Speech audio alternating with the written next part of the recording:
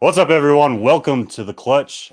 Tonight we have this is the first time I've had more than one person as a guest. This is actually kind of freaking exciting. But tonight we're going to be talking to Jamie and her lovely husband, Chris. I think I said that right. I hope I said that right. He's always afraid to be in the shot, so we're going to find out. It's Chris, right? I'm gonna feel like an asshole. I'm forgetting names left and right now. And there goes demonetization because I cussed within the first 30 seconds of my video. So we got Rcreptiles in the house tonight. They are an up and coming breeder. They're just getting started, getting their feet wet in the industry. Found a passion and they're trying to run with it. So we're going to find out all about them tonight. Tonight's going to be a little bit different because usually I don't ask those beginner questions. And tonight, well, you guessed it. That's what's coming. They're beginners and we want to know all their insights and what they're doing. So we got to ask those beginner questions. So what got you guys into reptiles? Our kids. My most hated freaking question. Okay. Yeah, right.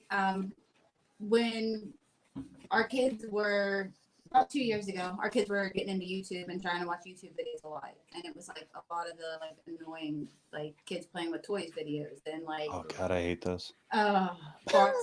I was gonna say they're horrible, and they're watching kids open toys. So we were like, stop watching them YouTube videos unless it's teaching you something. Like if it's teaching you something and you get something from it, okay, that's fine. You can watch them.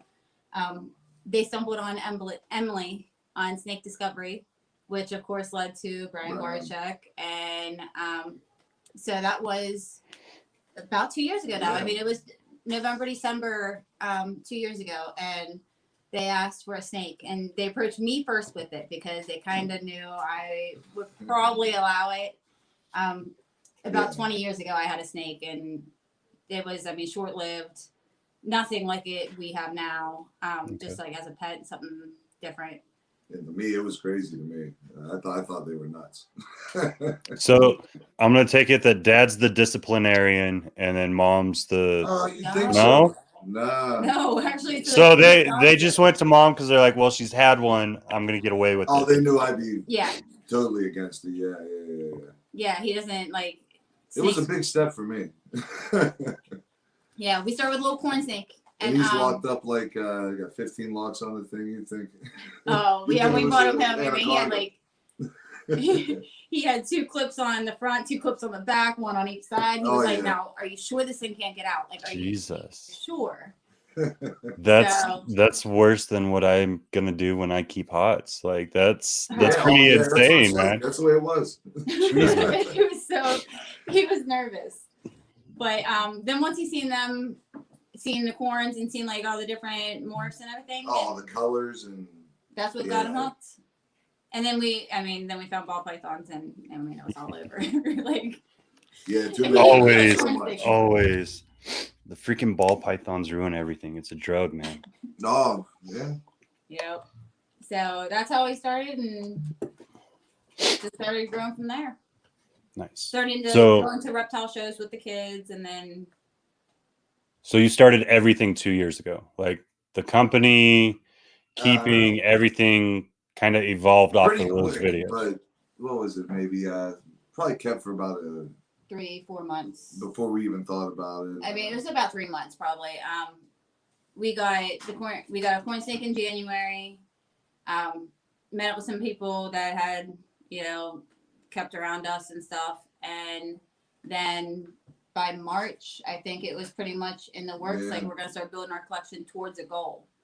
Not necessarily just picking up pretty snakes.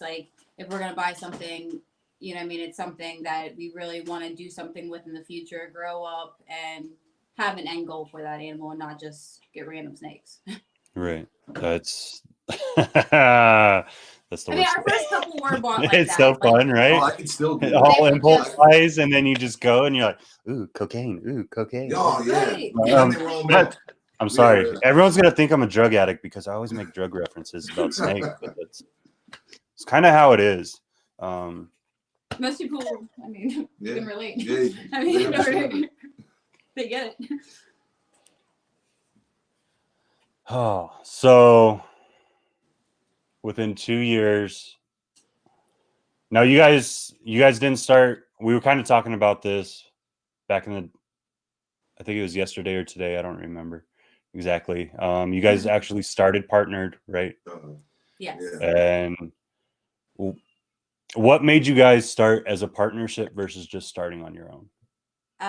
Looking back now, I definitely wish we would have started on our own, just because, you know, I mean, in hindsight's always 2020, but I think it's just the excitement of it all. Yeah. You know, I mean, meeting somebody that was that close to us, that We worked had, with them. yeah, you know, I mean, had with, snakes Right. and already had, and was like, I mean, initially the idea was, oh, well, this was the path I was heading on already myself. So, hey, why don't we do this together? You know what I mean?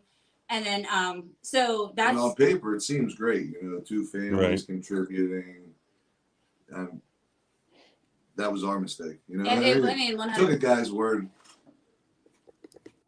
and it sort of went from there. So how? Even before we were pairing snakes, we actually had a clutch going into an incubator here. Okay. So, I mean, that's another thing. I mean, like, it kind of, we started extremely fast because of a partnership that we started. You know what I mean?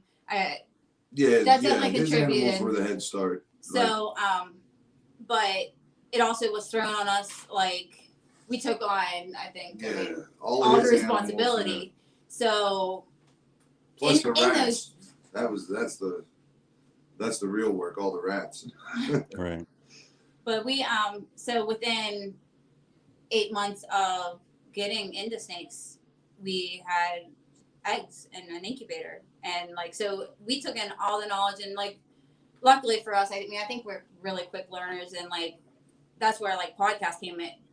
Oh yeah. Podcast was our thing. Like, we listened to every podcast we could just to get experience through others and like hear other stories. So, I mean, go to YouTube and type in what you're dealing with, see a list come up, start watching. And so, I mean, that's where it started. Our first clutch was here in August, dropped off to our house in August. So it was like, kind of like, here you go. You're ball python breeders. And we got caught up in it, you know, and you don't realize what you're spending and how things are going. Right. And when you sit down and look at it, it was all one-sided, you know, and you bring it up to him, and it didn't seem like it was he had no care about it. He assumed because he had breeding age animals, that's all he needed to contribute, you know.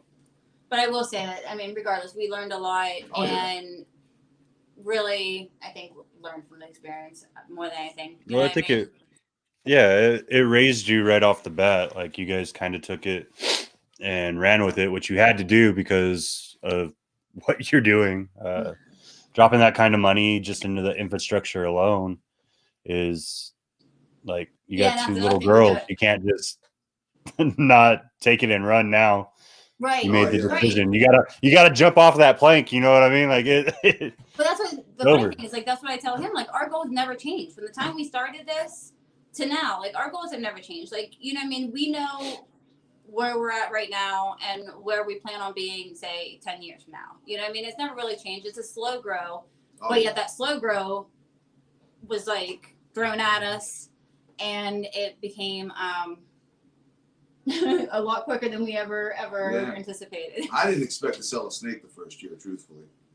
We had them 4 clutches, 5 clutches, and I expected to have them all still right now, all the snakes. It blew my mind. So that was a big thing for us, because we were like, we need to get racks. That's because amazing. If we don't sell a single one of these snakes, we got to have somewhere, you know what I mean, put them. Right. Like, we had like one hatching rack, and then with our last clutch that came out, our second to last one, we had all but 6 spots filled. So I was like, you know, if we do better than this next season, like, where are these babies gonna go? So that was a big thing for us, like, was just getting racks and making sure that we can house the animals, and then of course with that, thermostats and, you know, a better incubator, because our first 2 clutches we did with that hover baiter, the little egg thing. We did, like, they were rough.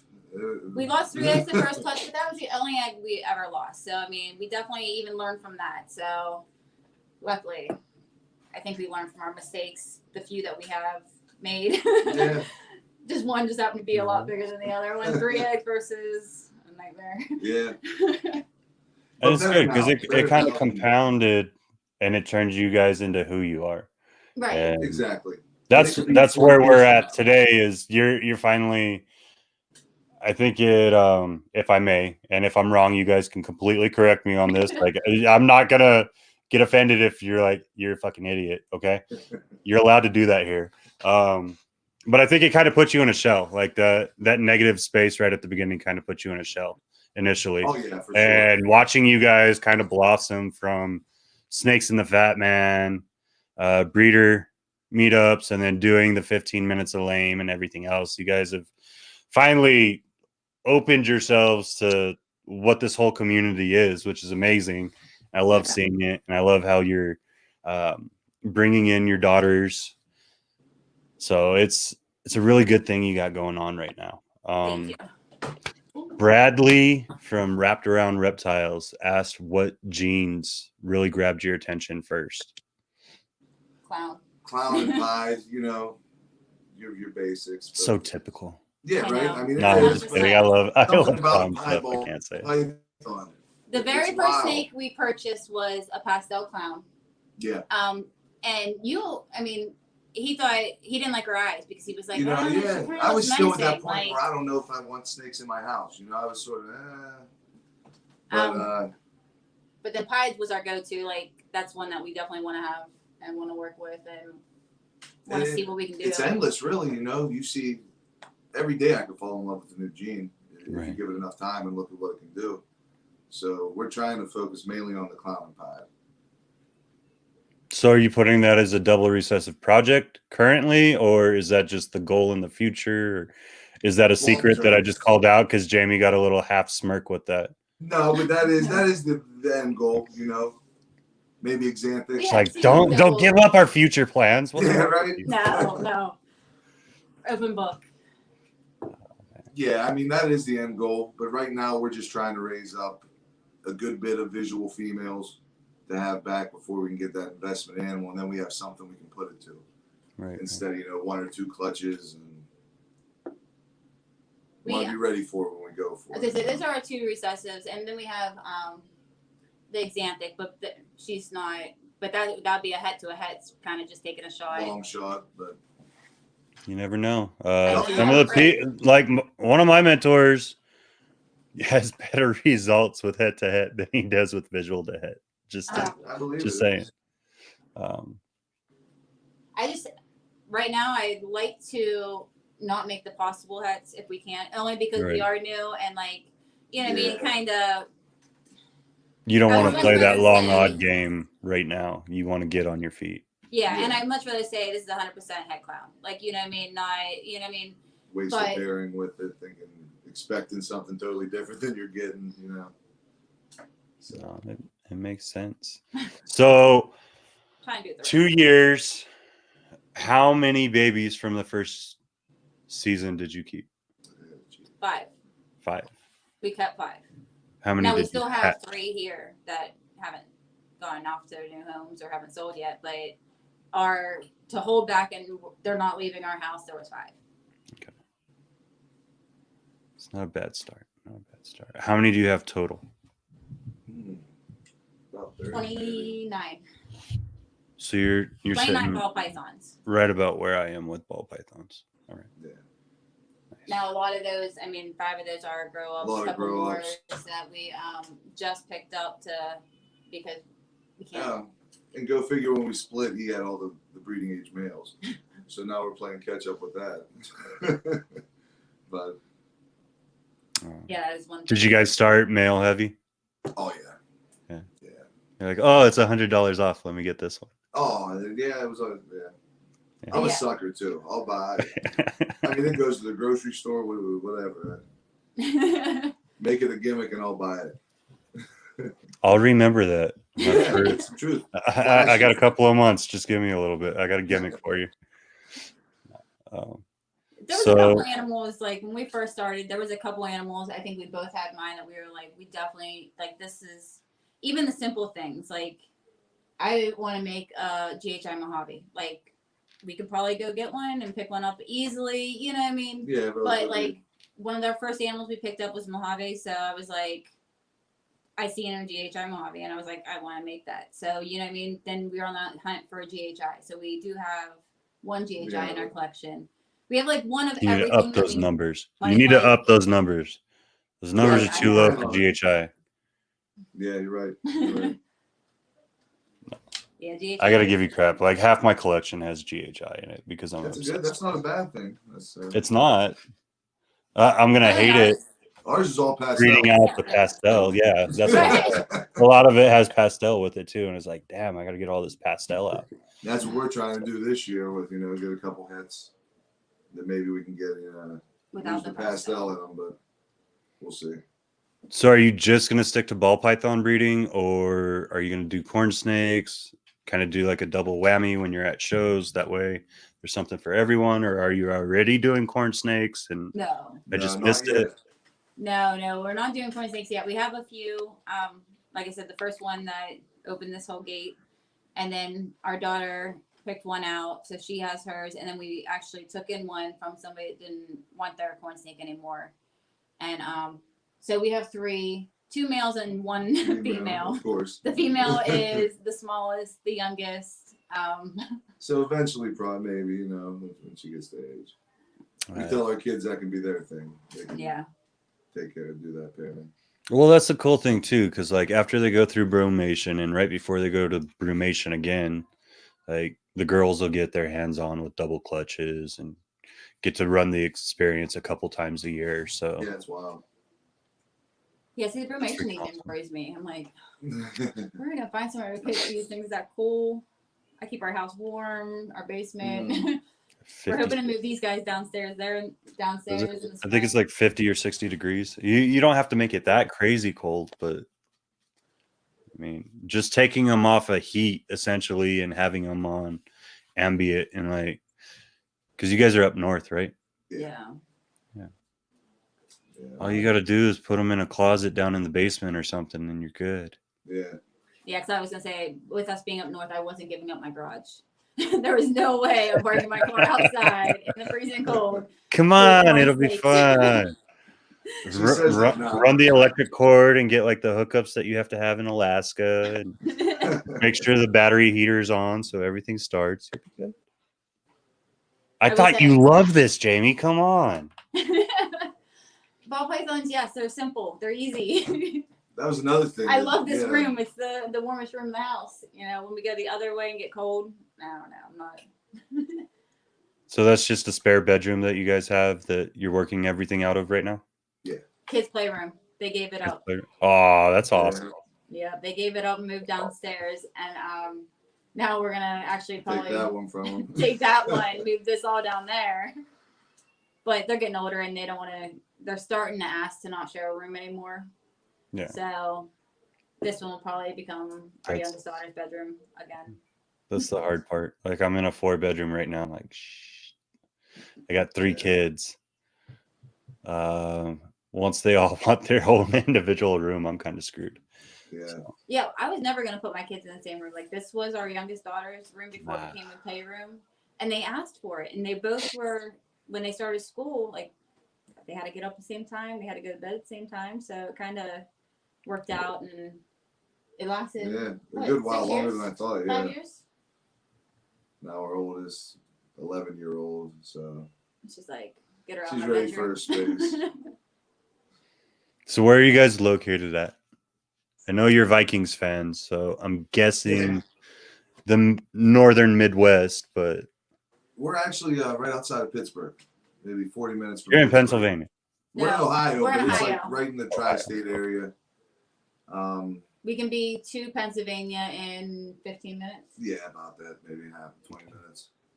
Because we cut right through West Virginia, the northern panhandle there. So we're right up there, right next to the Ohio River, separating us from West Virginia. Pretty boring up here. I mean, we are kind of. No, there's plenty to do up in Ohio. You got well, I guess it depends on the area you're in. Are you in the corn country or are you in Nah, not so much. We're in like old steel country. Old steel town, yeah. Really not much going on. I work in the casino, so I mean that's one of the only things to do around here when you know. When I was a truck driver, I used to go because they have the AMA museum up there. I forget what town it's in. It's the American Motorcycle Association Museum. Oh. It's like it's got all the history of like Harley and Indian and all that, and how motorcycle clubs came to be, and like why outlaw clubs became, well, at least in the AMA's eyes and stuff like that. So, Right. I mean, Ohio has some stuff. You just gotta be willing Oh to yeah, travel for it. definitely. And you're not that far from Pittsburgh, so I mean, there's always stuff to do. Yeah, I mean, we are like 40 minutes, 45 minutes. Yeah. Are you guys originally from there? Or who's from Minnesota? I know someone's a Viking. Okay. No one. You're That's both Vikings fans That is from the never crazy being in thing. Minnesota. Never. Nah. And the crazy thing is, I was a Minnesota fan, and he was a Minnesota fan before we met each other. Yeah. So when he first told me, I mean, we met 07. Yeah. When he first told me he was a Minnesota fan, I was like, okay, did he see something? Like, did I have something that said like Vikings on it? Just thinking like he was just bullshitting me, you know what I mean? And it was the craziest thing. And I finally met his family, and I was like, wow, they're Minnesota fans. Like, we don't have any of them around here. So it was pretty ironic, but maybe that's why. My family still talks about the Tarkenton days. Yeah, see, that's why I'm a fan. My uncle, that was when he was growing up, and that was all anyone ever talked about when I was a kid. So, oh yeah, they're tough though. So we're at 30. Your first year, how many clutches did you produce? You just had the one, or you had? No, you said you had 3, right? Well, 2019, we had that one clutch. Okay. And then starting in 2020, as soon as shutdown started in March, our first clutch of 2020 hatched in April, and we had 4 clutches that year. Our last one was in July. So between those months, we ended up with 4. Did you have, because you said you switched incubator mediums a couple of times, were you having problems with those, or what was your issue when you first started? Okay. So they were deflating early and having a bunch of issues. Yeah, and I tried like the moss on them and stuff like that, and it was. It was hard to keep the whole thing from drying out, which would cause everything to dry out. So, actually, we purchased this. We found it secondhand, and so by the midway through our second clutch, yeah, we moved it over. Got this going and worked perfectly. Got them switched over, and it was smooth sailing from there. Thankfully. Yeah. I'm still watching every second because of that, man. It was just and we questioned everything we did. Like, I mean, we were a nervous wreck. Like, it was the first, and I cut the first ones early. No. It was the first and second ones. In 2019, the albino clutch that had, he was in the shower getting ready, or I was getting ready for work or something along those lines, and I came in here just to peek at him again. You know, honestly at this point I'm like, none of them's gonna make it. We lost 3, like they're really deflated. The one had like mold on the side of it. They were rough looking. I mean, they were looking rough, and I was like, you know, we killed his entire clutch, and then. Next thing you know, I see a little head popping out, and I went nuts. Like, it was insane. I was like, we have a poop. And he's in the shower, and he was like someone broke into the house. Oh, yeah. Like, he was like, what? And, I mean, it was just an amazing feeling. And, like, as soon as that happened, that's when we were like, we're in. Like, we're in. And that's probably when most of our adult pairing started happening. Like, we started putting them together and was like, let's do this. I think that's kind of I'm not going to say the climax. Like, that's everything coming to fruition. Like, all your emotions and everything just kind of hit, you know? I remember with both of these clutches that I have, I just looked at my wife and I was like, 3 fucking years, dude. Like Oh, it's 3 years I of know. trying to make shit work and not going, and then boom, everything's kind of And just that's rolling. so awesome. I mean, but like Oh, man. the fact that you stuck with it and Yeah. it's like that is so amazing. Well, And it makes it that much I almost had to get out of it a couple of times. Like mama was on the edge. Oh, I believe Luckily, it. I'm very persistent, but Yeah. That's what I was gonna say. Like seeing those eggs pip, like you guys won't be able to relate, but I mean you have young kids, so I know that you lived through it as well. Like it's like pregnancy. Like you are so miserable when you like, regret it all, like especially when you're right at that time, and after it's all done, like you totally forget about all that, and you're like, I could do this again. You know what I mean? It's so stressful. It's so stressful. But as soon as we seen that those babies come out and we're healthy, or same thing, you know what I mean? Whenever you take a look at your newborn infant, like it's just like all that worry, all the headache, all the ridiculousness just goes away, and you're like, Yeah. it's all worth it. Like for that site right there. I mean, it's amazing. so where do you want to see RC Reptiles go? Like, what's your plan overall with the company? I'll let him take it. To be something that we can leave our kids, you know, something that, you know, when it's time they can take over and maybe hopefully be a profitable business, you know, and pretty much that's it. That's simple and straight to the Yeah, point. you know, Wow. have fun while we're getting to that point. Right. Like when our kids are, say, 17, 18, or old enough to, like, you know what I mean, travel with us and stuff, like, it would be fun to go to shows and be able to vend those shows and have, like, you know what I mean, the animals to vend shows like that and, like, take the kids just to have that experience in family time. You know what I mean? They're going to not like hanging out with us for too much longer here soon. So at least if we can take them to see cool things or go cool places, Yeah. they might. I think you'll be surprised with that. Like my mom said the same thing about me. And granted, I went to a very independent state for a couple of years, and then before I got out of high school, I became a mama's boy bad again. Like, That's bad. me. I can't. Yeah, he was still grandma's boy. Yeah. That's cool though. Like, what are we doing? Grabbing lunch from my grandma. Yeah. How many shows have you guys done? No. None? No, we haven't. Vending, visiting. Oh, Nothing? visiting. Yeah, we've been to No big shows. If you're talking about like local good shows. Oh. We haven't been to like that's our. I mean, I want to really go to like make a trip to like Tinley and stuff, but it's hard because since we do this with our kids, it would probably be difficult to do a big show with our kids at their ages right now. You know what I mean? They're 9, they're 9 and 11. They still want to touch everything, go everywhere, you know, get bored easily, want to go to the snack bar rather than, you know, go see something amazing. Yeah. So, That's why you just keep them behind the booth holding like 1 or 2 of your not for sales. Yeah. Like, look, attract the people in. Get there. We still have to get displays, and we really haven't put too much into that yet. It was mainly getting. I was gonna say this wasn't a year for us to like really say, hey, let's get out there. Don't know how many's even going on. Although we did catch a few shows. Yeah. Since COVID shut down everything, they opened back up and we caught like 2 or 3. But there's our local shows up in Pittsburgh. There's one that's monthly up there, and then there's one that's every other month. So they're pretty close.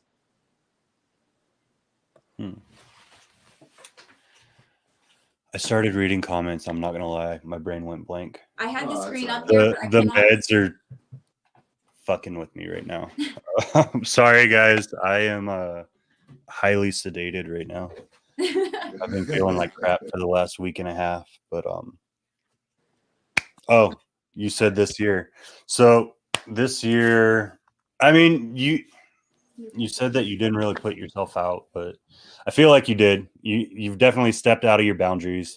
Well, not boundaries, but your comfort zone, your comfort boundaries, for sure. Your blankets, your security blankets.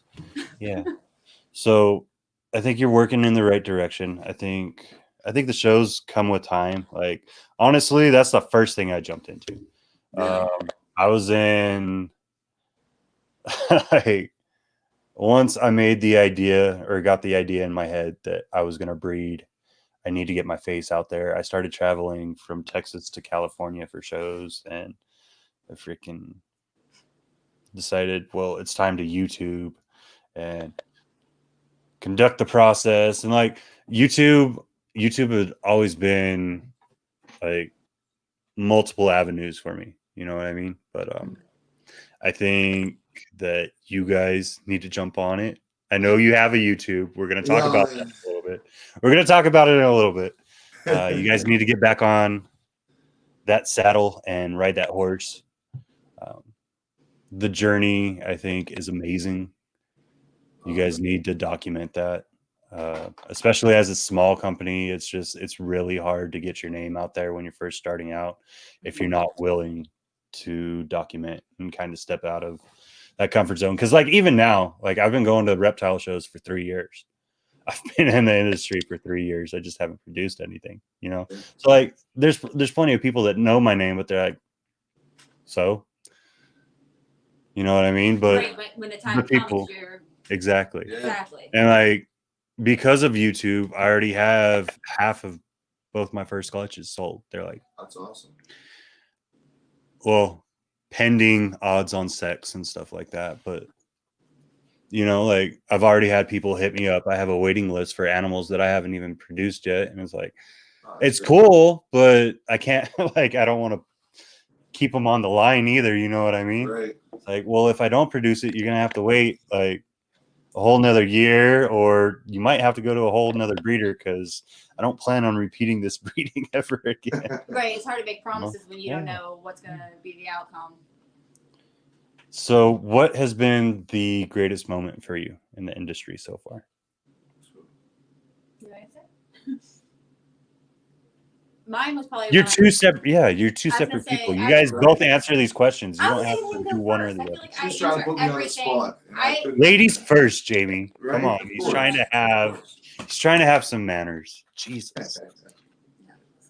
I would say probably once I joined Instagram, and because I'm not a big social media person. I've never I didn't have a personal Instagram. Like I literally just started Instagram in October whenever all that stuff broke up, and I felt like, well, let me check out this platform because I hear a lot of people using it. You know what I mean? So I started Instagram, and then I met a few people, or I recognized a few people, and like I had no idea there was a reptile community that was so big and so like supportive, and like just the people that we have met just through that social platform is insane.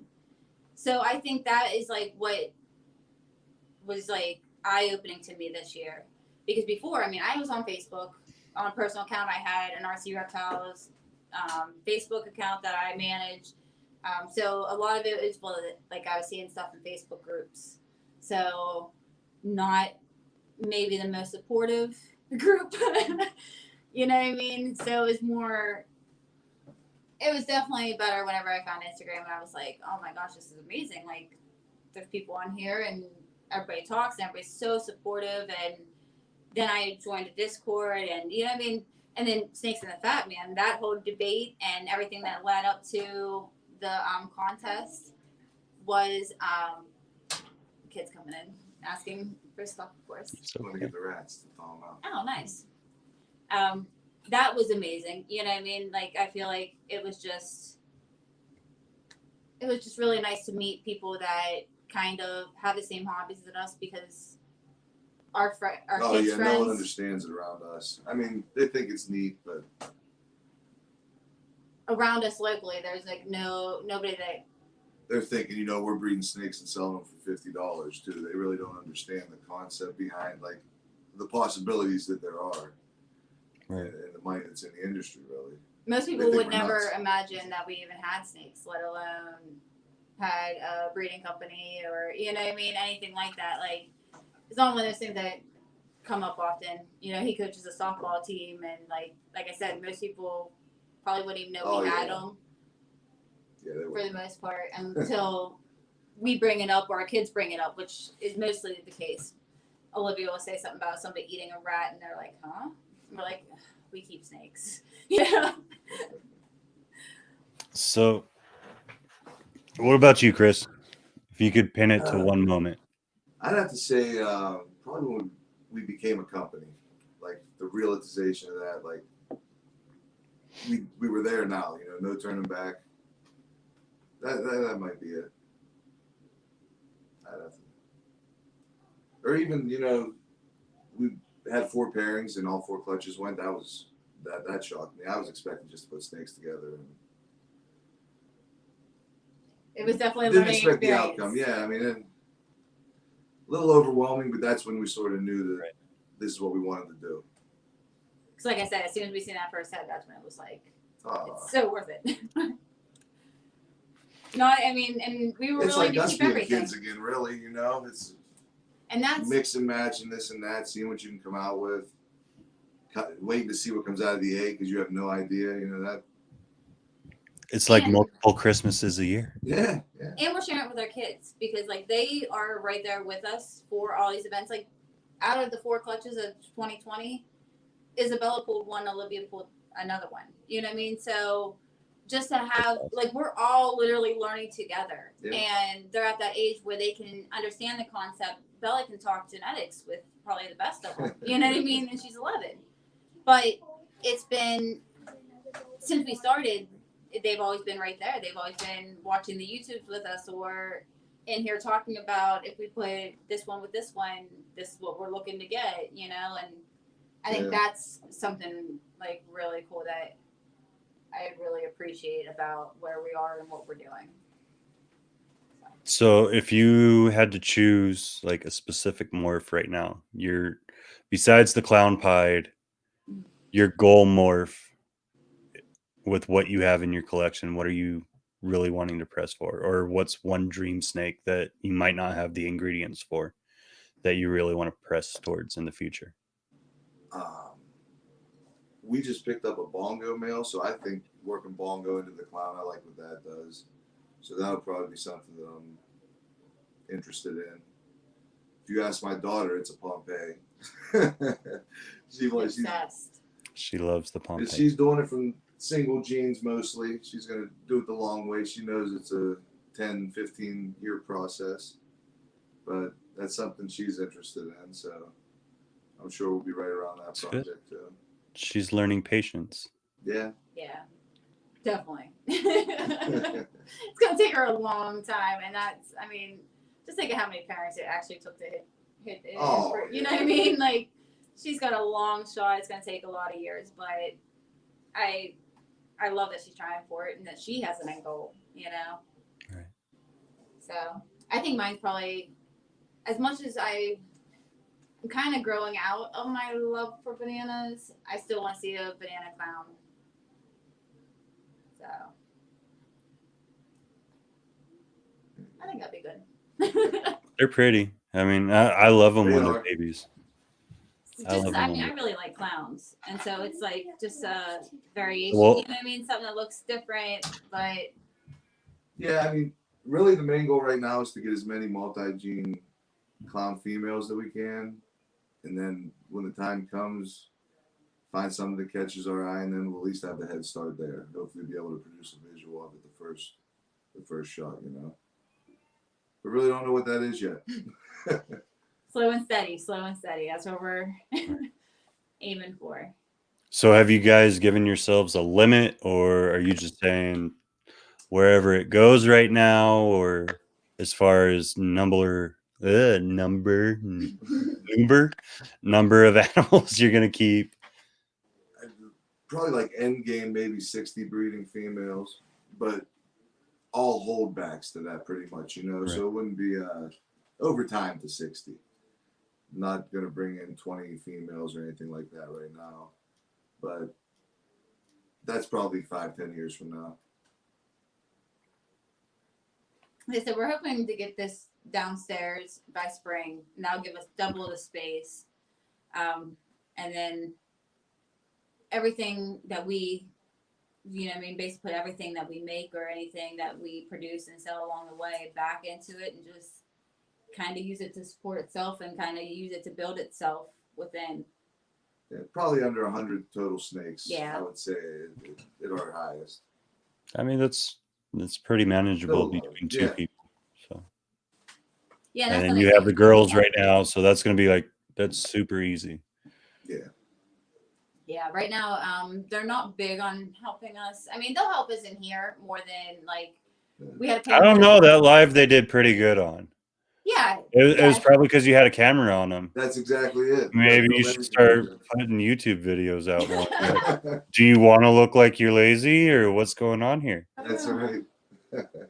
Says the guy that has no social media and it like he would never even comment on a video, a picture. That's true. He has no social media, so I'm in charge of the social media and all the platforms. That's not my thing. You can get yourself in trouble. You say the wrong thing, or it's not for me.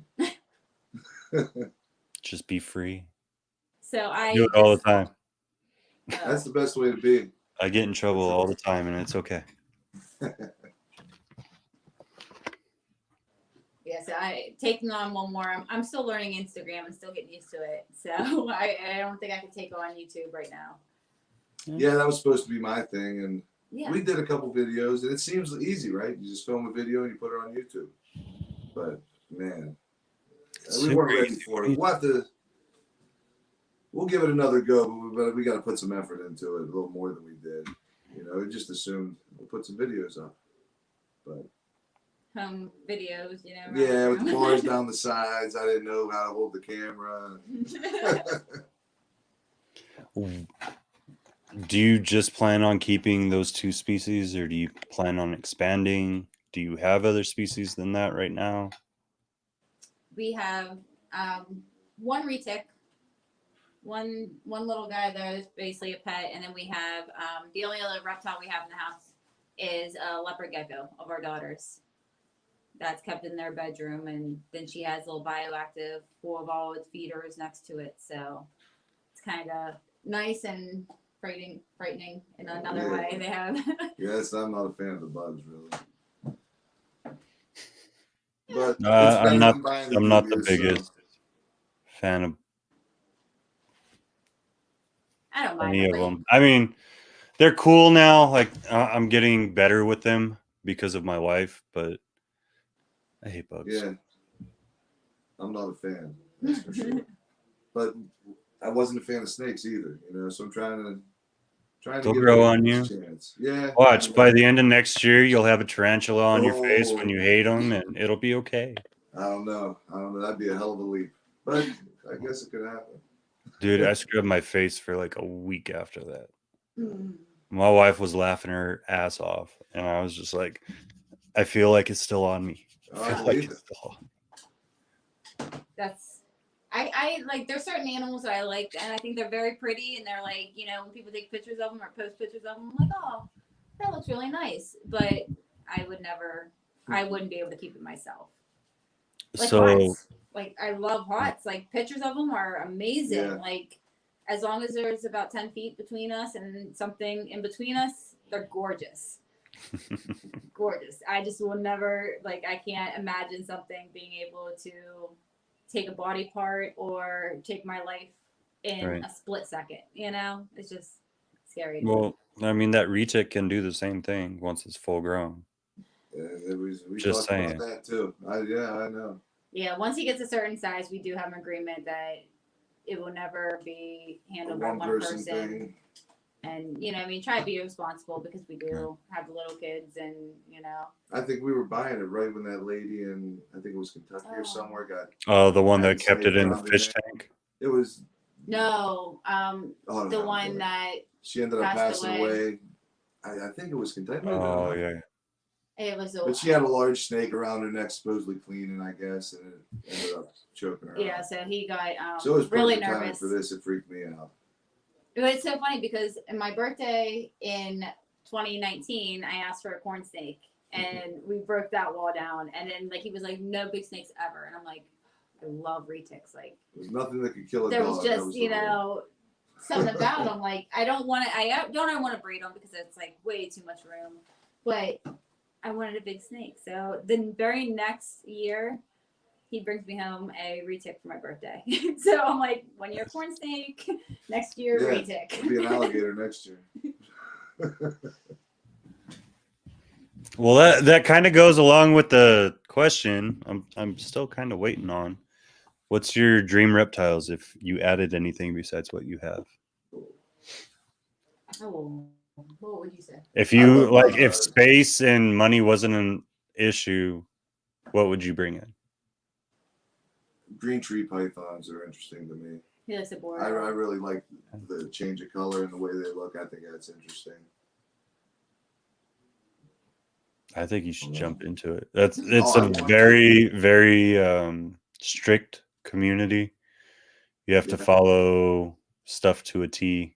I believe it. I would be the one in those communities. Yes. Well, I mean, like, yeah, I mean, social media wise, you have to know the right people. You have to make sure you're getting the lineages right and all of that. Like, it's kind of like the Morelia when we were talking with Corey, right? Like, if you mess that up, the whole community finds out about it, and you're like freaking cut off, right? Like, you're out bad. Like, don't come back. I believe so you have to be smart about it. Like, obviously you follow your passion and what you want to do with it, because you're your own person. But that's a very fine, okay, this locality needs to stay strictly with this locality type thing. Yeah, I don't and even then know anything you can about play. that. I just visually like the way they look. And that was actually part of getting the retic. When I bought it for, I told her now I get to buy a green tree sometime through the year, and then we sort of diverted from that. So maybe we'll wait till next year for the green. Well, I mean, COVID happened, so right. Don't blame it on the COVID, Jamie. Don't blame it on the COVID. I blame it when it just me. When it's convenient. Oh, that's funny. So, what about you, Jamie? I still probably another retic. I mean, I love my boy. He's just there's a lot of species I see that I'm like, that's really cool. Like when you had Corey on, like her and then carpets, like those were, you know what I mean? Or jungles, like the black and white or black and yellow stripe is really like appealing to me. But I don't feel like we would have too much on our plate trying to bring in another species at the time. You know what I mean? Just with where our kids are, they play sports, so we're always on the go whenever it's normal out, you know, with sports and stuff. These guys are easy. We have time to enjoy them now. I feel like if we would add too much more in, then it might get a little bit too hectic for us. So, like I said, I'd rather grow small and not add a bunch of species in, just to be able to focus on what we have the best we can, you know. Well, I mean, and that feed bill on the retic alone is going to be monumental once it grows up. Yeah. So, Well, believe the me, nice thing is we do breed our own rats. So up until that point, he's good because I'm hoping he stays on rats. he is. I mean, they stay on rats for a long time, but eventually they have to go into rabbits and small pigs and stuff. And you want to kind of diversify their diet so that they grow healthy. The issue is, like with me and Mama were actually talking about this the other day. Like I have 6 retics, right? It's like one, and 5 of them are mainland, and one of them's only 40% super dwarf. So they're all going to be big. They're all going to be pig eaters. It's like, that's just a monthly feed bill for the retics alone is going to be like a small car payment. Sure. Yeah. So Sure. Yeah. it's definitely an interesting lifestyle. I might have to just enjoy them for a long time, and then once they get too big, trade out with someone that's looking for breeders and get small ones and grow them up again. I don't know, or I know I'm going to keep one my whole life. Like she was my first one, and she'll always be here until the day she goes. But we were talking about it after Kathleen's live on Saturday, and we were just like, that's like, we knew, but it's just a lot. And with what we're trying to do and the fact that we're trying to move soon and things like that, it's just is what it is. Yeah, when we bought him from a pet store that is pretty local to us, 45 minutes away, and luckily they said, they were like, if he ever gets too big, or if, you know what I mean, you feel like you can't handle him, or, you know, I'm sure they've had it happen before. They were like, just give us a call. You know what I mean? We'll always take him back rather than you not know what to do with him, which I love. But like I said, I love my guy. He's here to stay. Yeah. At least for now. I mean, he's manageable. He's always. Yeah, it's better than I thought it was going to be, for sure. We've hoped. But we've tap trained him since he was practically a month old when we got him. So he does really well with that, and it's very rare that he'll like choose not to come out and hang out with us. You know, sometimes, you know, like the other day he was getting ready to shed, and he was like, no, and you were just kind of knew he wasn't feeling it. So it's like, all right, I'll let you be. And he likes to get him out on feed days in the afternoon, just so that way it's kind of like he's like, well, he wasn't. I'm trying to break my own fears too. You know? No, I hear you, but that's like asking for a bite from a retail. Yeah.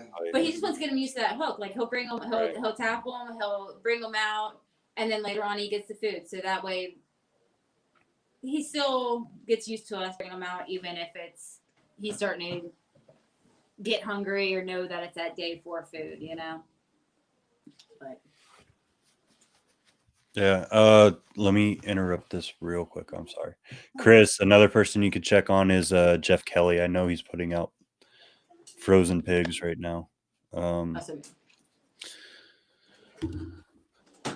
So you guys do your own rats. How many colonies do you have running right now? And was it like a mutual decision, or was it just, hey, this is going to be good for the company, so we're just going to do it? Once we got up to about what, 10 snakes here? About that, just buying them, you could see even just with 10 that if we keep going down this path, this is going to be outrageous. And then we had some that we were buying young that were on live, and we were buying frozen thawed when we could at shows. We'd pick up a new snake, and it was taking a smaller size than we had in our freezers, and that caused for another trip. And it just got to be, why are we spending the money on the frozen rats whenever we can be buying it on the bedding and stuff and just have them here whenever we need them, you know? And then I felt like we could keep as many snakes back as we need to, because we never have to worry about the supply of rats. And luckily, every single hatchling started, well, we had 2 that we had to go the mouse route with, but all of our hatchlings, we got started on rats right out of the egg. So that was nice, because then we didn't have that transition or having some feeding on mice, some feeding on rats. We got them all taking rats. Like, we did do live first off because we had access to it, but it's kind of nice to just not have to keep posts and not have to, you know, start them on this and try to change Mice are nasty, dude. this, right? But once you get started on corn snakes, you're gonna have to do the mice anyways. But I buy frozen thawed still for them, so I hate mice. They're so nasty. That's what everybody says. We bought a few because we had a mouser that was, when she was little, like, she wouldn't take anything but live mice, so we picked up a few. He drove forever. He drove like 2 hours to go get these live mice. Came back home. We set them up in like a small bin downstairs. They're horrible. Yeah, like horrible. Bad, nasty. And we keep 15 colonies of rats right now. And you can't really tell until that last day. Like, you know what I mean? That we clean them on Sunday. So like Sunday morning, that's when you can kind of finally notice that there's some rats in there. These mice, after 3 days, they were brutal, horrible. And I mean, they had windows and they had vent. Oh, it was just rats. They pee everywhere. They they're aggressive to each other, like super territorial. They're nasty, man. Yeah, some mice we were picking up that only had half ears because they were all chewed off. Oh, it was horrible. I like my mice frozen for sure. And see, I think it's the smart way to go. We're getting ready to start up on that again. I used to. Sorry, excuse me. I used to do rats, and it was just too hard on Mama when she was still pregnant with the last baby, because I was a truck driver at the time. So No, it's a lot of work. yeah, it was just too much for her to be a single mom. And, well, not single mom, but essentially a single mom because I was never home. You know. Mhm. But like being pregnant and taking care of 2 kids full time, and then trying to keep the house in order while I'm not here, and then take care of all the snakes while I'm not here. God bless her, because Yeah, when that I poor was home woman, with I the put her little through a lot. ones, she would have said anything about keeping rats out, but everybody told me it's absolutely crazy. Like he can stay at home with the kids. I'll go off somewhere and he can take care of the rats. That's funny. I mean, we're getting ready to start it again because I can't. Like I love supporting the company I support, but it's just becoming too much. And with the way I plan on growing, I have to. Yeah, for sure. I don't That's know the how main some reason we people- did it. That's another thing I wasn't fans of. Rats. I mean, people that knew me 20 years ago, if they knew I had rats in my basement, they wouldn't believe it. Let alone the snakes. But as far as cost goes, you almost, I mean, I would think you have to, unless you're one of those guys that's really doing it and can afford the bill.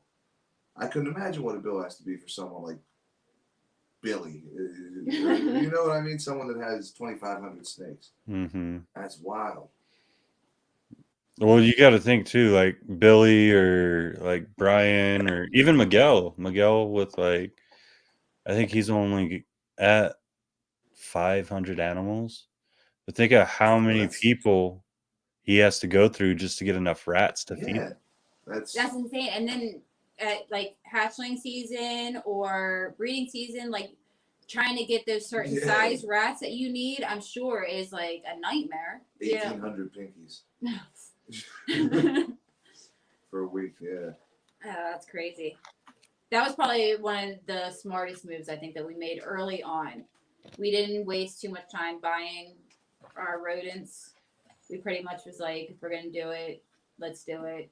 And I mean, our rats, we don't have like the rat racks. We keep them in the tubs with the hardware windows on big shelving units.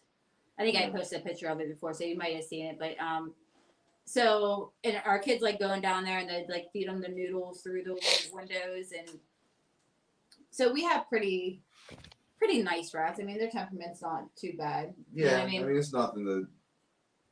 We're not selling pets. Worry about it. Yeah, you know, we're not taking it that far. We're not selling pets, but we feel like our breeder rats are treated that was the very worst well. bite I ever had.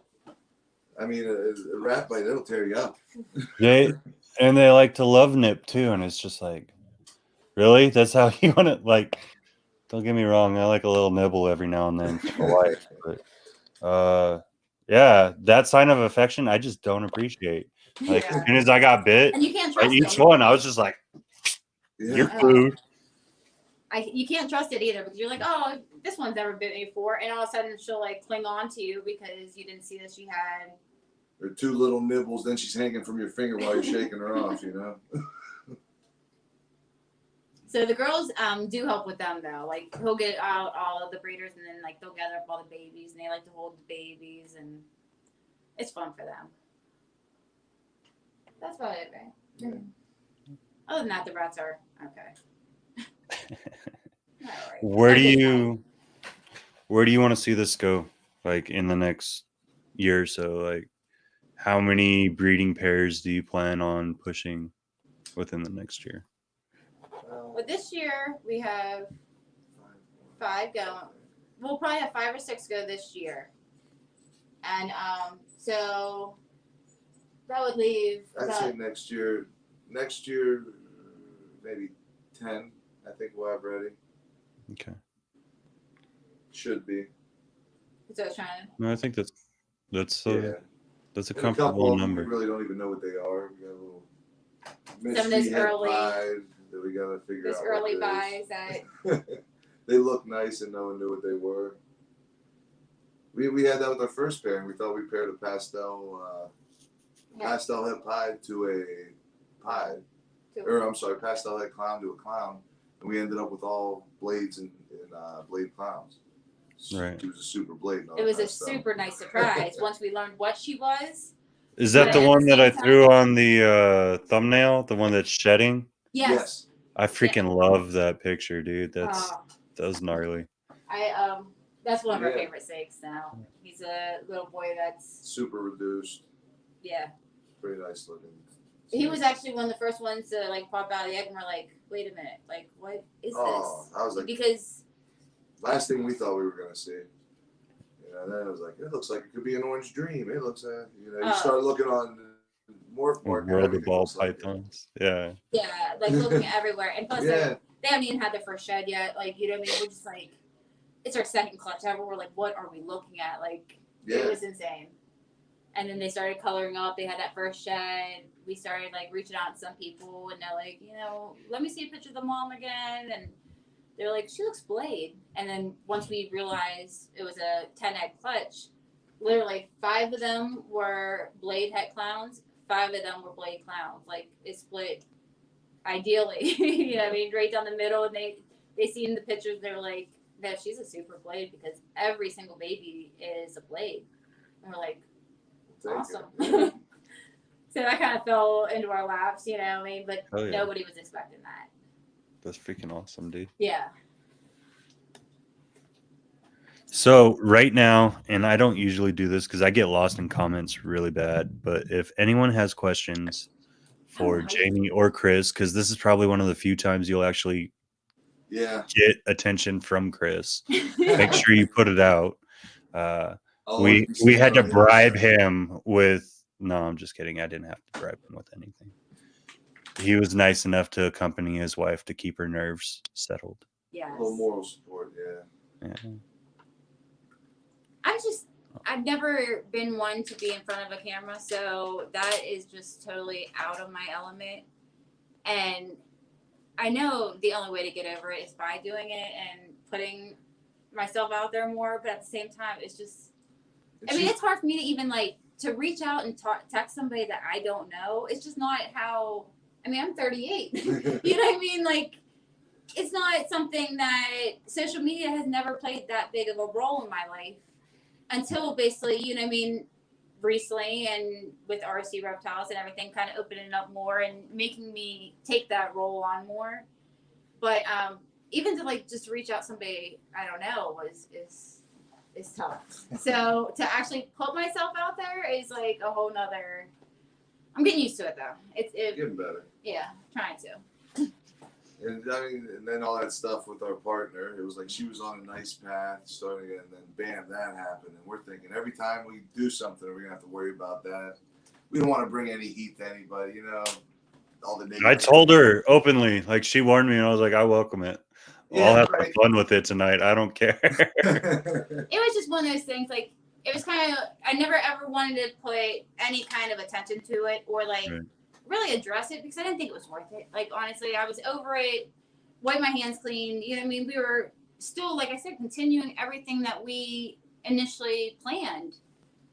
And then it just kind of like blew up my face for not addressing it. And then I was like, well, now I kind of like have to say something because who knows who's believing this nonsense. And like, you know what I mean? And it was just one of those things, like, it kind of, definitely got me in a funk because it was it was a weird few days. It was on one of the biggest platforms we've done so far with, you know what I mean, with you guys and with Chris on Snakes and a Fat Man, that debate thing. And it was just kind of like, it was so good and such a good energy. And then to have like somebody come in and say like, oh, you don't earn this, or you didn't earn this, or you know what I mean, try to downplay what we did and all the hard work we did, is just kind of like, just kind of got me in a funk for a while. But no, I understand. Once I put it out there and kind of like, that's one of the things you have to do in this industry, though. Like, you got to realize it's not just old bodies. Like, you got to realize, like, there's always going to be someone, you know what I mean? Like, there's always going to be someone that's going to try to put you down somehow just because you have what they don't have, or you're willing to do something that they're not willing to do. and you guys are stepping up and you're doing what you have to do. So you're gonna receive a little bit of hate. And the good thing now is you guys have already received that first dose. You've already been through it. Your girls have already seen you like make your way through and like blossom on the other side. You know what I mean? So you guys are good. Like just keep doing that path and enjoy the journey for what it is. Right. That's what I told her. I just told her to put our side out there, so people know it, and just move on, go forward. Let everybody decide for themselves, you know. And that's the thing, is like I never want to focus on anything negative. Like, So, childish, behind so childish. What are you talking about? That's how this industry works. That's all the fun. I mean, seems like our taste of it locally. It's just man. But stuff like this is so positive. It's been so great for her too, because I mean, having someone that she can talk to about it, it's nice. Yeah, definitely. It's a nice group of people, especially with that Snakes and the Fat Man group. That was such a great group. You know, it was a great thing for us and for her. It was nice. And I was gonna say, it makes it fun. You know what I mean? When you can share it with people that appreciate it. Because like I said, around here, oh yeah, we're on our nobody really keeps, so there's nobody to talk to about it. And most of our friends Guys. Huh? Sorry. I'm listening. My wife sent an SOS call. I clicked the Like, what the fuck? button and then I don't know. Keep going. I'm sorry. That threw me off bad. I was just gonna say, it's just easier. It's so much better when we have people that, you know, understand what we're going through, and like we get to share all this craziness with, you know.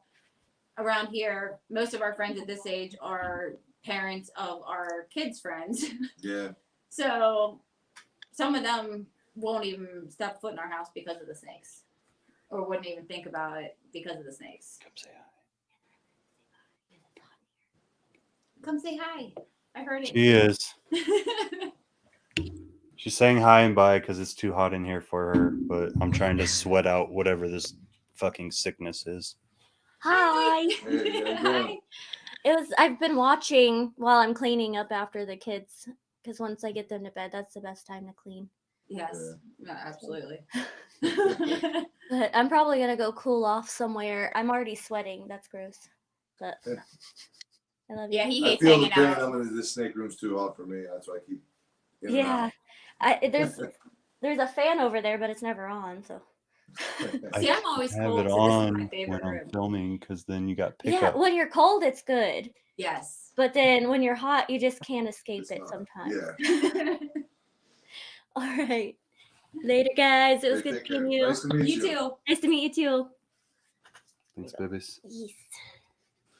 Yes. Puffer. Silly goose. You are a mess, but you're my hot mess. Right. Bye, baby.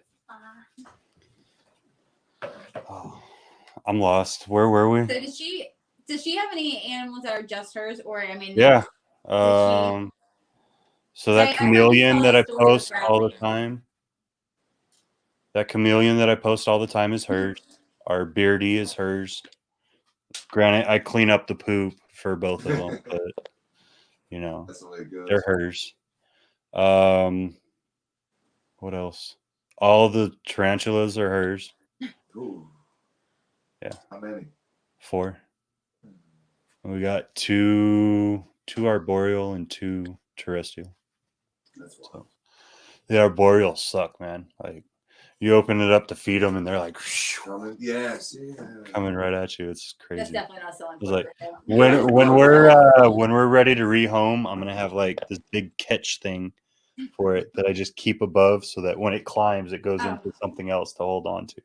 Because I don't want to pull something where they like get up to the wall and then I got to climb up ladders and stuff and chase. It'd be horrible. Yeah. She does clean poop sometimes. That's nice. Yeah, there you go. She's getting there. That's why we're really lucky, because since we started, I mean, not one of us dragged the other, like not really dragged, but not one of us pulled the other one into it or was doing it prior to us deciding to do it. So we always have help. You know, if he doesn't get to something, or you know, if he's not feeling it one day, then I'm in here, or vice versa. You know, so nobody gets really burnt out. Right. He does a lot of the like daily cleanings, coming in, doing the spot cleanings and that, and just checking everybody. Now I'll take the pictures, and I like the babies. Yeah, I like the babies. So the babies that are on different feeding schedules and stuff, like I'll take care of them. But and then rat night, it's like our little date night. Date night, you know, we go do the rats together. There you go.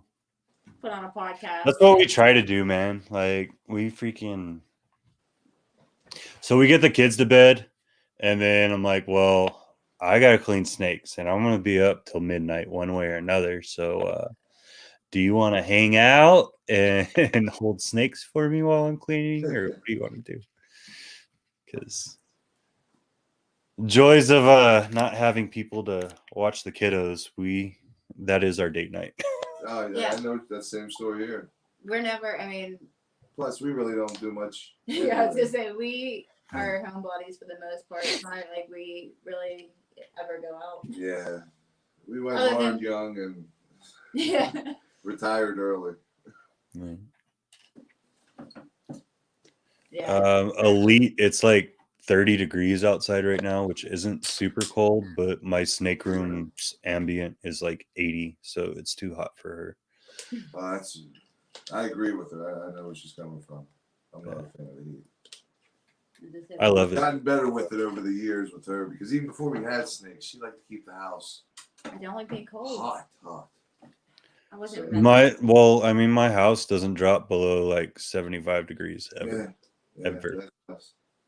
Yeah, I can't. That's usually our Yeah, if I'm not sick, I'm in a tank top and shorts at all times. If I'm even wearing a tank top, like the only time you guys see me in shirts is because I'm on camera. You know what I mean? Like, my poor kids are gonna be scarred. But I just like it hot. I've been in the desert most of my life, so.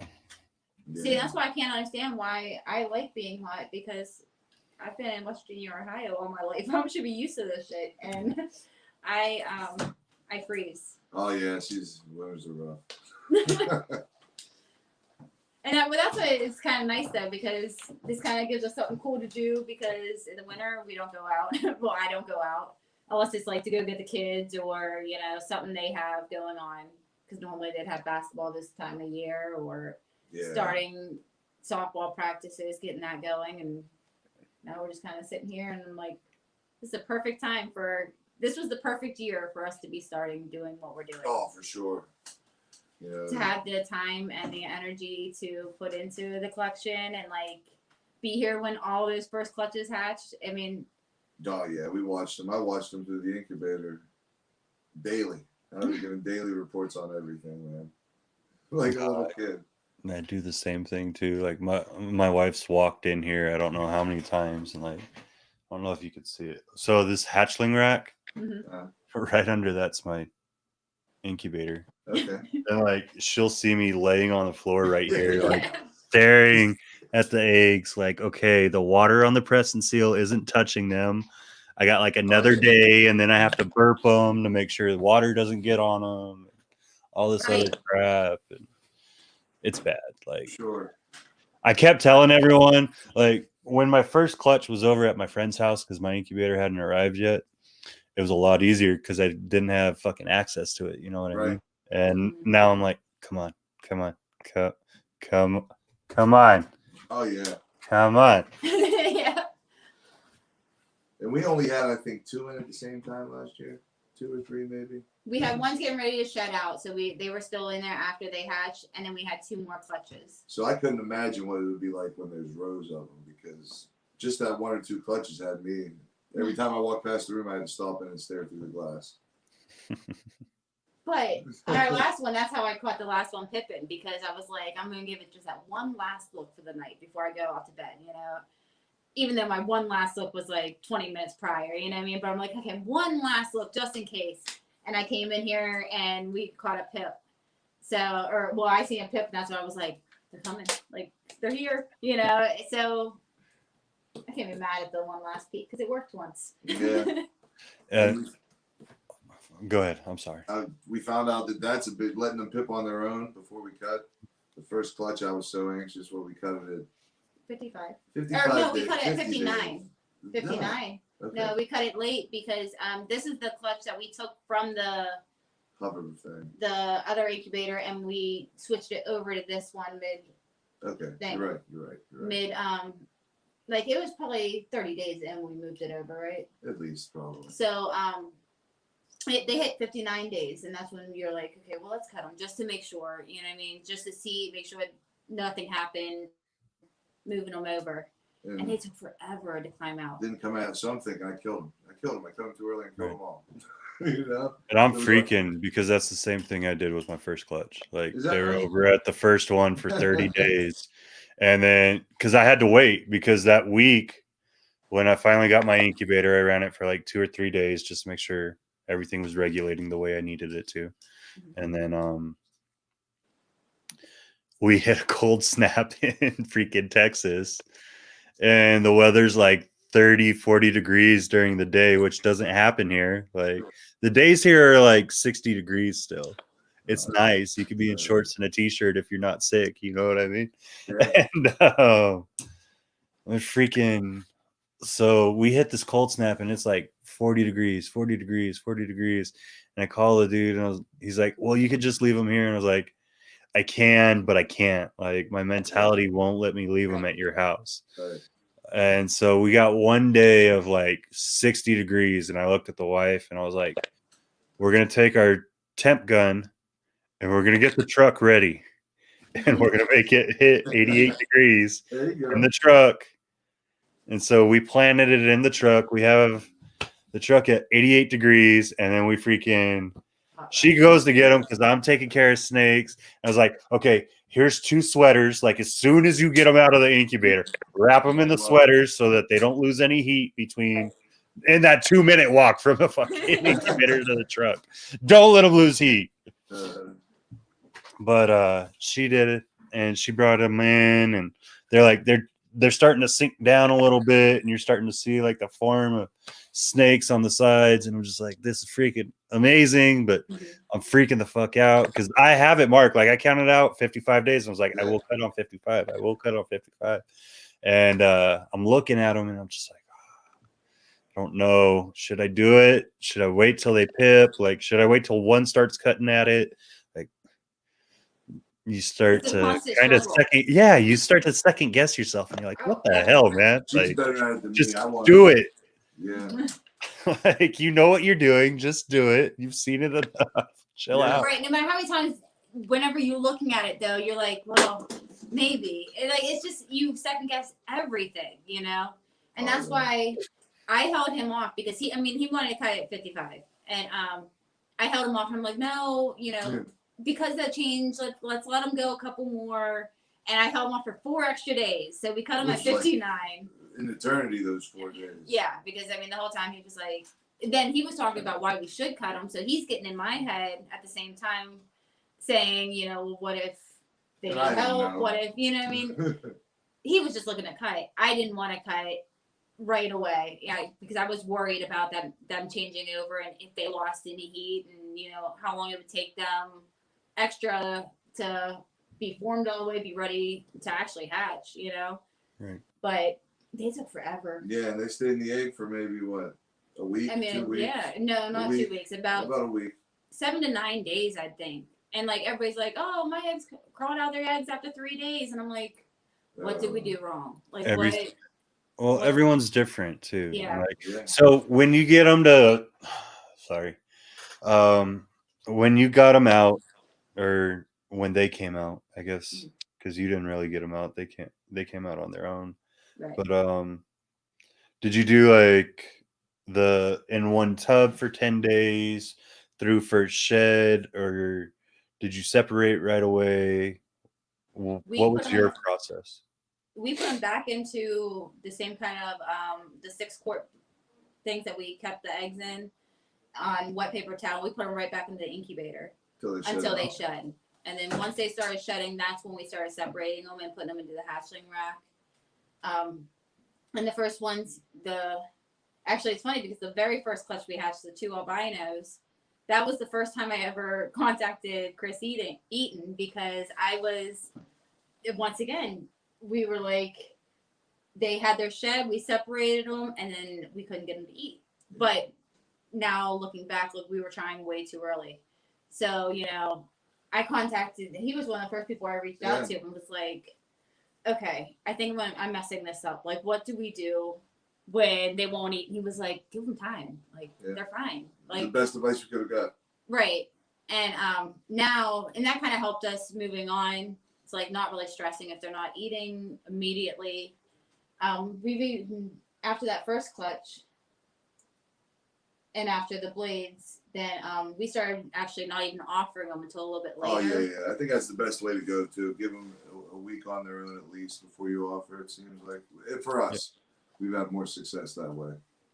Well, they were talking about that. Justin was talking about that in a video, and he's like, he doesn't even offer until after 10 days. I believe it. Like, he lets them shed out, and they have 10 days. You know what I mean? Because they're in that egg, and that freaking yolk's about the size that they are, and they have to absorb all of it. Like, they're not going to be hungry right away. Bellies. Yeah. You know what I mean? So that's what I think one of our biggest learning things was, especially from these first couple clutches, was like, we don't have to worry as much as we were. You know what I mean? We were like worrying about every little thing. Yeah. And every day it passed, I'm like, oh, you know, I'm just so like nervous because, I think it's so delicate, you know. And by like the third one, we were like, kind of like, okay. And you can't rush Eventually, them. those ones did eat. None of them died on us. You know, they're all still here. They're doing well. They're all eating now. So by like our third one, we got a little bit more comfortable with the process and like everything like that. But most of our mistakes or things that made us worry or made us scared were great opportunities because that's learning like opportunities for sure. A lot we learned, and the people that I reached out to, that was like, you know, have you ever experienced this or what do we do? Yeah. Brian Carter, right? Yeah, Brian Carter at BC Balls, he helped us with the very next clutch. Chris Ward, Chris Eaton, you know what I mean? Like that opened the doorway of me meeting Chris. So, I mean, that was amazing. But it's most of the time from things that like start off bad or have us worried. But sometimes it's just good to hear, hey, that's the way it goes. Give it some time. Because, man, you assume the worst. At least I do. I'm one of those people that we're working from the worst case scenario. Like most people are freaking what is it? Pessimistic. Yeah. I was gonna say protagonist. I was like, that's not the right fucking word. Come on, dude. I'm more educated than that. Come on. But yeah, like most of us, if there's a reason to worry or the slightest reason to worry, we're gonna worry and we're gonna like blow it up into a worse scenario than it actually is. Oh yeah. And no matter how, like you said earlier, like no matter how many videos you've seen or you've seen people do it like through a screen, when you're looking at it yourself, you're like, you question everything, you know. But we've been really lucky and, like I said, met great people that helped us along the first few clutches and like any problems that we had, really walked us through it and helped us out that way. And now I think like this year, I feel like is the year for us to really start doing something and hopefully expanding our collection for sure. You know, hoping for simple stuff. Nothing crazy. We're maybe, you know, pewter head clown, some highways, yellow belly head clown, a lot of hopefully heads. super gravel. A lot of heads. No, I feel you. I'm creating that head army myself right now. Yeah, and then from there to the visuals, and then just step by step, right? Exactly. So I like it. And that's the thing that a lot of people hearing that we only were keeping for 8 months before we had our first clutch are like, oh, you know, what are they doing? Like, why would somebody rush into that? That takes years of research, and you got to have a mentor, and you got to do this. And like, so that's another reason, like, putting ourselves out there was kind of difficult because then they're like, oh, well, how long you been keeping? We're like, 8 months. Right. And they're like, what? Are you crazy? Like, that's so irresponsible. But you know what I mean? It really wasn't because we researched all we could. We thought we, you know what I mean? We thought we were doing it right. And now seeing it, like, we definitely learned a lot. And I think we're going in the right direction. We just did it a lot faster than some people, you know? Got thrown into it quick. I feel like that was a jab. Was that a jab?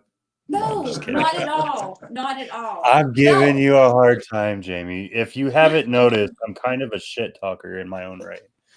Listen, So did you- it has been very hard for me to not be like, that's what she said a couple of times in this Go interview, for it. or to like take small jabs at you guys and just be nice, because we can that's handle not it. me. But I'm also a little under the influence, and I haven't had my alcohol because I'm on meds, so I'm not quite myself tonight either. Nah, we've been around craft tables for the last 20 years working. You hear everything you could hear there. 20 years, 13 years. 30, did I say 20? Yes, 13 years. Listen, Yeah, it feels like you'll never insult us. dealing with drunk people all day, every day for 13 Taking years. their money, you know, so you can imagine how they feel. Well, I mean, I wouldn't know. I don't That's a do good that. thing. My wife I knows, haven't been- but she only does the slots. She doesn't work any of, or like she doesn't go to the tables. Every time I go to the tables, like I've only done it a couple of times, and I'll win like something stupid, like 20, 30 bucks, 50 bucks, maybe, you know, like, all right, I won. Bye. Hey, That's as I said, perfect. And then I go and I give it to my wife, and it's lost on penny slots. That's one of the only ways you win, though, is being happy with a 20 or 30. Believe me. Right.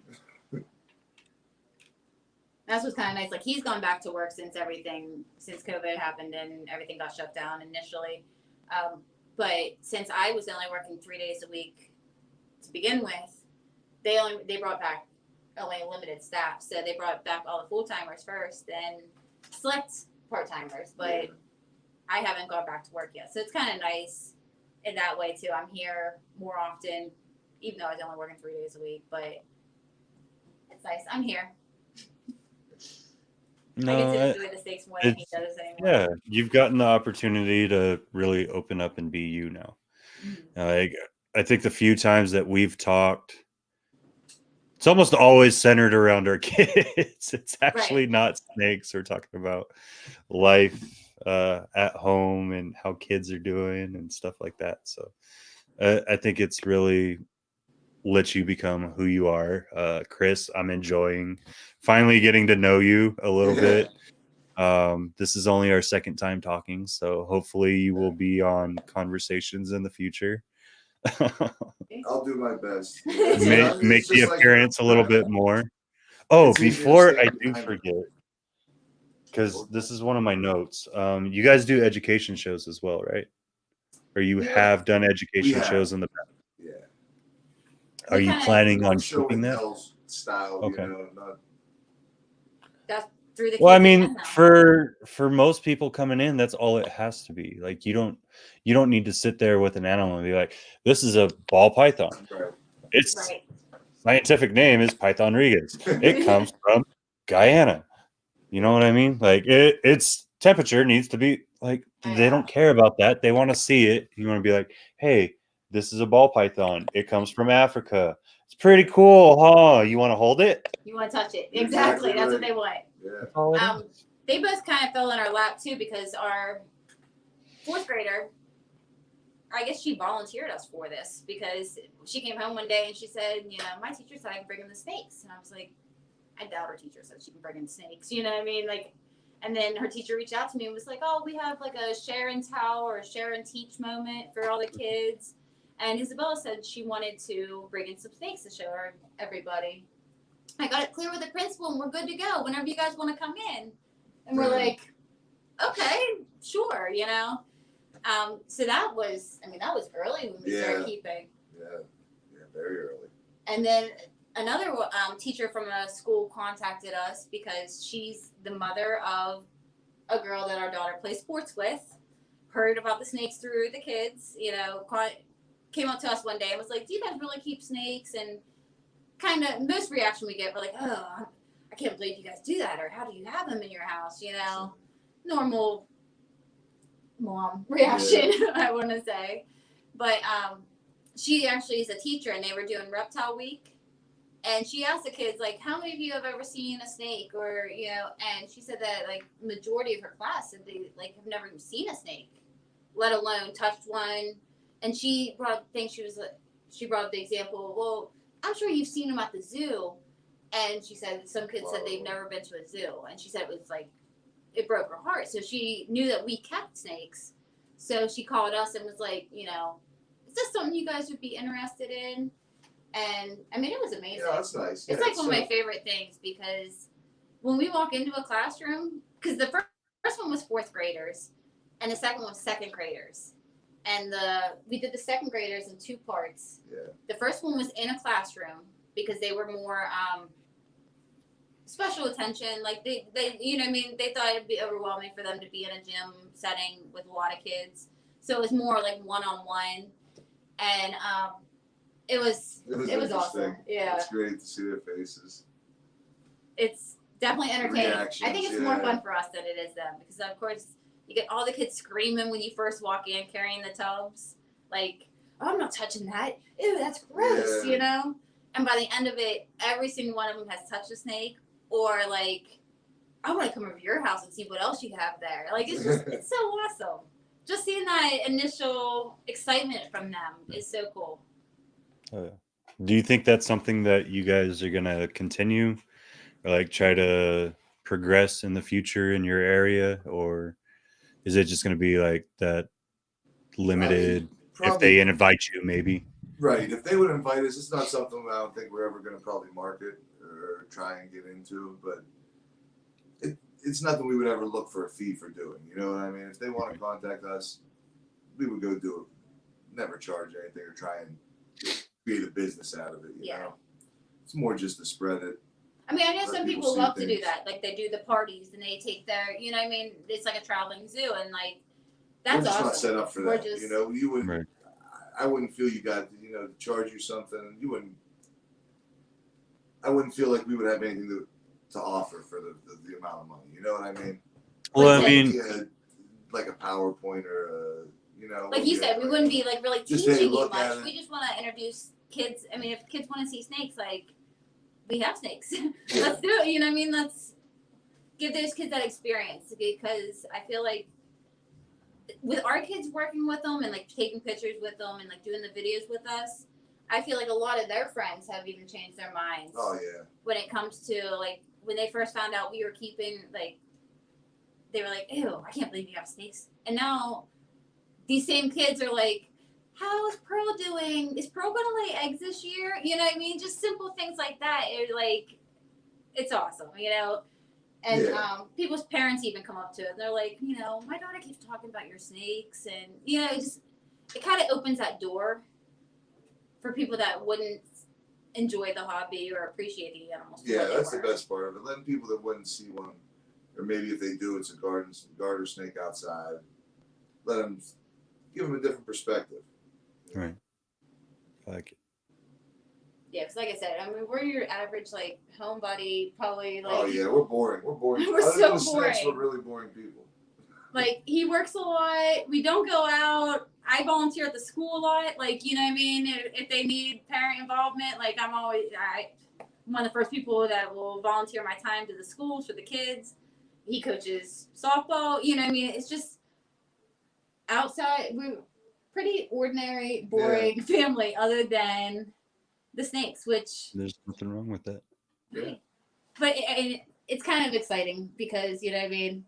Just gives us a hobby that's outside of our comfort zone. Well, outside his comfort zone to enjoy together. I like it. Well, I have kept you guys on for an hour and a half. I am more than willing to keep talking, and if you guys want to. That's up to you. As I say, I don't know. I don't know how you keep up with the What's comments. I have our laptop up here trying to look through I comments. don't read them until you guys start talking. Okay. That's how I keep up with it. You think one of us would watch him and the other one could talk, but we're not that advanced. You'll get there once you become YouTubers. It's okay. Try to catch up. I can barely see him. I'm gonna run to the restroom. Shane, have a good night, brother. If you guys, Brandon, appreciate it. If you guys have, why the fuck can I talk tonight? If you have any questions for Miss Jamie or Chris when he comes back, please put them in the comments now or forever hold your peace. Yes, I just figured out how to use them and move them up. Uh-oh. Probably read them now. Well, I was trying to be nice too, because in most of my, I'm like popping freaking comments up all the time, and I was like, I don't want to distract you. I know some people where it gets them, and I was like, I don't want to do that to them. So I was trying to play nice and just like catch comments as they go. I appreciate that. May not have. Although this is so much better than I ever expected. I knew it would be because kind of getting to know you and, watch your older interviews, I'm like, man, he's so down to earth. And like, if anybody we're going to feel comfortable with just like chatting with, it's somebody that, I don't want to go in blindly and like not know the person. And I feel like just even the short interactions I've had with you or, even through messages, like that whole group of Snakes and the Fat Man, that whole 15 Minutes of Lame group was, for the most part, pretty amazing. And like just a great group of people. You know what I mean? Oh, the drama. That kills me. I love it. It was so funny. It was funny. But you, Shane, Corey, Jeremy, just meeting everybody and that's like really the first time I've met people that I've kind of like looked up to. You know what I mean? Like Corey, I met her through. I'm a nobody, dude. You guys had clutches before I did. I'm a nobody. But you have so much more experience than we do. Even though you haven't had a clutch yet, you still have more experience. You know what I mean? I had more experience with animals. It doesn't mean I had more experience breeding. Hey, I'm just the only difference between you and me. Like I'm behind you on all things. The only difference is I put everything out there. And once you guys get comfortable on that level, then you're gonna freaking skyrocket. Like everyone that I bring in that's new, I don't know why they're timid, dude. Like there's no reason to be timid in this life. There's no you only get the one. Like enjoy what you're doing. You know what I mean? Like don't hold back what you want or what you. Right. Hey, Kathleen. I got 3 letters for you. It's E, A, and D. That's enough. Vote Shane. He already won. Jesus. Yeah, and actually, look, even though you gave me some shit, I am supporting Shane. I can't wait to hear that interview. No, he's a good dude, man. He is. He's such a good dude. One of the hardest workers I've ever felt. Oh. Or ever had the pleasure of being around. Like he definitely put me on my toes. You could tell I'm starting to feel a little bit better too because my energy's coming back. He definitely kept me on my toes the entire time, and I was like going. Like I wasn't wanting to sleep because I didn't want him to post without me being able to post right after. That's what I mean. That whole thing was so fun because I often look at my kids. I'm like, man, I don't know how they have so much energy, and I'm sure you do, especially the age your kids are. You know what I mean? But Shane, he's like another level. He's everywhere. He's he's in a different place. And he's such. And you would.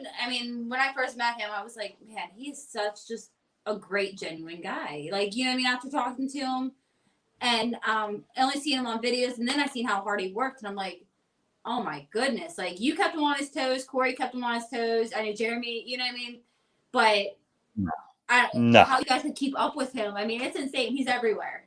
He had a 10% lead the whole time.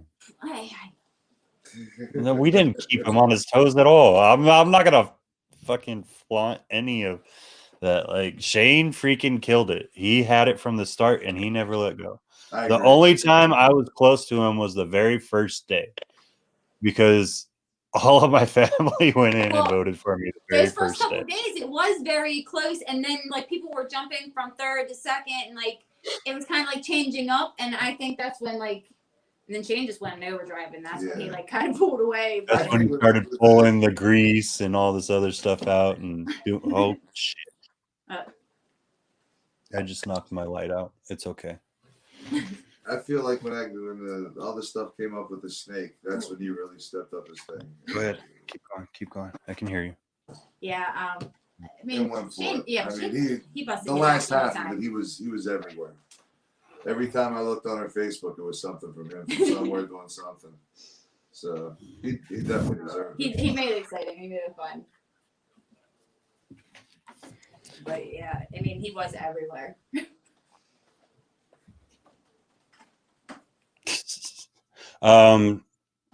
J Baby's Reptiles asked. Oh, Victor. Here in a little bit. Where'd it go? What the hell? There we James go. is See, I told you I'm not the greatest Yep. with it either. See, I'm starting to catch him. What else do you? Ron, so who won the Hurricane Clown? Oh shit. What else do you want to work with in the future? I don't think he caught it at the beginning. If you want to say it again, or if you have anything else you think you might want to work. We'll stick with ball pythons for the immediate future. I mean, I don't see us venturing into any other species within, I say, the next 2, 3, maybe 4 years, pushing that. As for our projects with ball pythons, so pied, clown, and our recessives that we focus on, and then just getting anything that catches our eye with the codoms, you know what I mean? Just, it's his bongo. Yeah, right? He's super excited about that bongo. He's super excited about that. And like I said, I love bongo. Snakes. I haven't added it myself, but I love it. He wants to know if you're going to be willing to work colubrids in the future. He's the colubrid man. I see that. And our daughter loves looking at all his pictures because she has a few in mind that she would like to get. But corn snakes possibly, but room. It would all come down to room and housing that many hatchlings and that hatchlings, that kind of scares me. Dude. It's a lot of little babies. Little movers too. It's not like a little ball python. Yeah. They're not that bad. Granted, it's a king snake, but still. They're not if we were thinking about extending our collection, it'd probably be to a king. Something like that. Just for something that if we would have, future hatchlings. It doesn't come out, doesn't make it something that we can repurpose it with. Although we do have, the nice thing about us is, like I said, we're pretty close to Pittsburgh, and there's the exotic pet store that we got our RETIC from. They keep all kinds. They keep all kinds of venomous, and they have like huge lizards up there. So we do have somewhere to turn to if we did have that situation. Did have baby not make it or something. With you guys going or being so close to Pittsburgh, have you reached out to Garrett Hartle yet? We've met him. He does the Steel City show that we go to. Right. So it was so funny because our girls, actually Chris started seeing Garrett on YouTube before I even knew who he was. Like it's all good. I don't know how he stumbled on his early videos just breaking down super dwarf genetics. And he was just breaking down stuff, and so we were walking around the show, and he has that huge display. I mean, he has a gorgeous, he doesn't have a table. He has an entire corner with a motorcycle sitting there, or, you know what I mean? Like, he has a whole setup. I mean, it's super impressive. I mean, it's gorgeous. Just, so we walked over there, and, our youngest, she was holding her little leopard gecko. This is right when she got it. So, I mean, this was... It was one of our first shows, too, I think. Mid 2019. You know what I mean? So, and he grabs her leopard gecko and was like, "Oh, what do you got there?" And sat there and told him about how he first started breeding leopard geckos and when he was a kid, and he used all that money to build up and buy think it's like his first car or something. I mean, Yeah. it was something like impressive. And he was talking about how he used to breed them when he was like young. And so, I mean, my kids are huge Garrett fans. Yeah, they love him. As soon as he came out with the new logo, you know, we all got the new logo T-shirts for them to wear. It's one of their favorite things to wear. And we've reached out. I think early on you kind of reached out because we didn't really know much about him at the time. And we were hoping like he had like a facility that we could visit or something. He was like, that's when he told us like, I have a close collection. I don't really, bring too many people in. And we were new. Yeah. You know what I mean? We didn't pursue anything or like, you know what I mean? Really. We weren't buyers, we weren't in the market for a retic, you know what I mean? So we do see him at shows though. And he's a great guy. He is a great guy, and our kids absolutely love him. Like, there was our last show, he wasn't there. And I think he was out, actually, he might have even been out in California at Brian's. But the show we went to, they're like, we get there and they're like, okay, like, he's not here. Like, you know what I mean? They were all kind of depressed because Garrett wasn't there. We couldn't go over and see everything. But, yeah, he's one of the cool ones. And who else did we see? Scott Hollenbaugh, Iceman Reptiles, is up in Pittsburgh. He's another great one that our kids absolutely love. He does more of the educational. Yeah, he's big on the educational. Great guy. He's one that does parties and stuff like that. So, you know what I mean? He has that, here, come here, let me show you something. You know what I mean? Automatic like attitude. And our kids were just like, okay, what do you have to show us? Berms are life. So I talked him into retic. I don't know. Berms are easier. That's what everybody says. I don't know. But I don't know. Me and Dylan. So Dylan would have posted that whether we were talking about retics or not. Anyways, right. He knows how I feel about berms. Right? He knows how I feel about berms. They're cool. I like them. I appreciate them. But I don't like them enough to keep them. Yeah. Actually, yeah. I don't know. I think they at least not right now. Maybe one day. Right. I appreciate them for what they are. I mean, I like. Yeah, everybody has their type of their thing. Yeah. I don't know. That anacondas aren't something that I think we'd ever be into. I hope not. I'm not. But I mean, like you said, everyone has something. Like I'm eventually. Love you too, Dylan. I'm eventually going to keep hots, and I know that, but I'm only going to keep 1 to 2. Like I want to keep 2 Aatrox. I want to keep an adult, and I want to keep a baby, and then I'm going to re-release them and do whatever I have to do. Like I'm doing wild types. They're definitely fascinating, man. But it's all for educational. So like they're going to go and they're going to be in this massive and locked closure, so that when I do education shows, you'll be like, okay, this is what you need to look for. Yeah.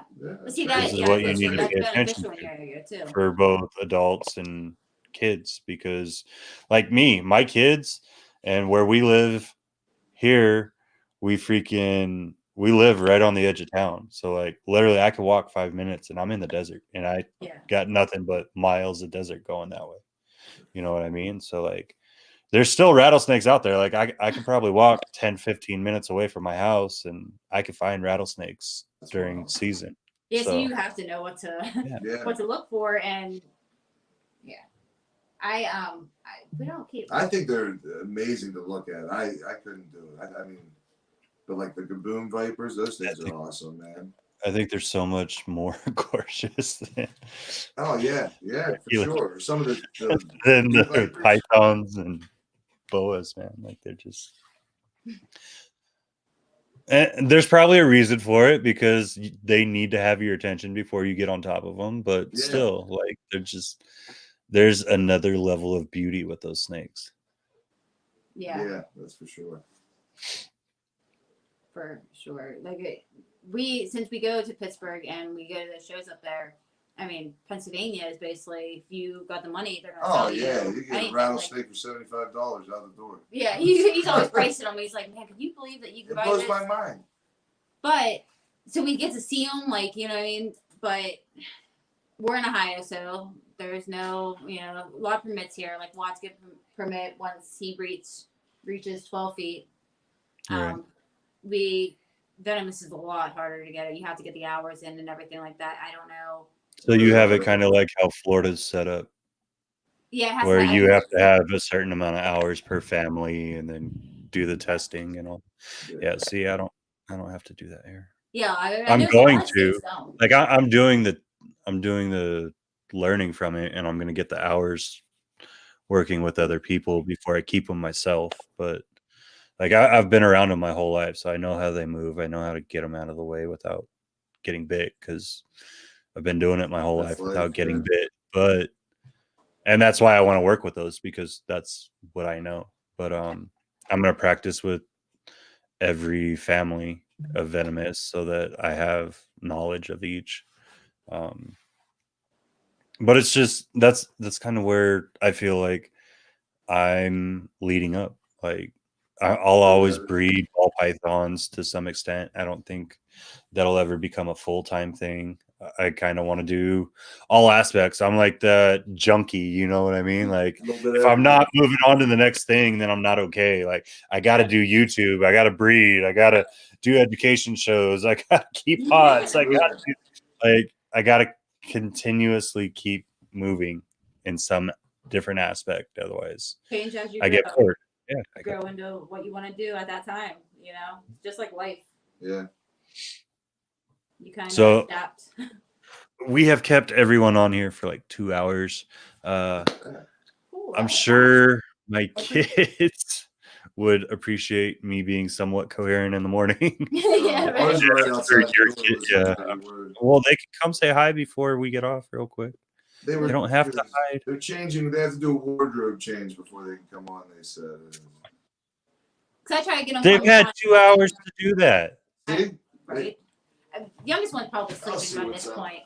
Hey, you guys want to come say hi? At first, they were like, "Oh, can we come on and say hi?" And I said, "Yeah, you guys can come on and say hi." Especially because I thought they would be heading off to bed. I didn't know he made a deal they could stay up as long as they wanted tonight.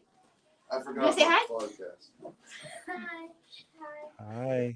That's Isabella and that's Olivia. So, you say hi, John? Yeah. Okay. These are our little helpers, right? Can you guys pull out your favorite snakes for me real quick? What did he say? Can you guys pull out your favorite snakes for me real quick and show me? She was pretty good. She's not lost. All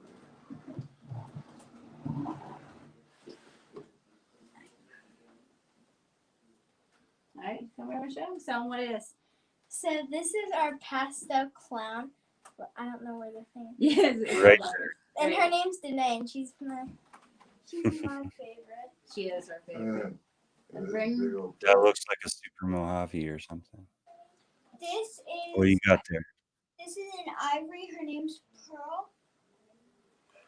Oh, that's the one your mom was talking about earlier. Yeah. Yes. All your schoolmates ask about her. Mm-hmm. Yeah. Pearl's one of the popular ones, the white one, and Tarzan. then and was. Tarzan was because he was the biggest at the time when we visited Isabella's school. And then Marilyn, because that was another one of their favorites. Like, always by the names, you know what I mean? That's what their friends know them as. Like the white snake. Oh, how's the yellow snake doing? How's the pied's always a big hit. Yeah. That's awesome. Thank you for sharing with me, girl. You're welcome. All right. Do you want to help your mom and dad send this off? Yeah, come here. And tell them where to find you guys on social media and Where can you find RC Reptiles? You can find RC Reptiles on Instagram, Facebook, and Wharf Market. You can also see us at rcreptiles.net and see available snakes and YouTube. do you have this like scripted right in front? It's like